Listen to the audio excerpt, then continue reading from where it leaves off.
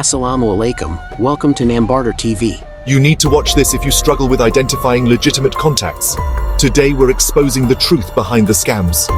In an unprecedented move, APNA has launched a major crackdown on individuals and groups fraudulently using its name and logo to deceive innocent people.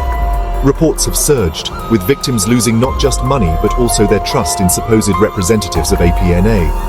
In response, APNA's leadership has vowed to pursue these fraudsters with the full force of the law.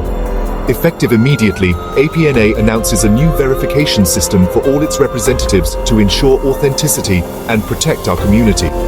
Additionally, a reward is now being offered for information leading to the arrest and conviction of these scammers. Stay vigilant. Verify before you trust. Nambardar TV remains committed to bringing you the latest and most reliable updates as this story unfolds. Stay tuned, stay safe.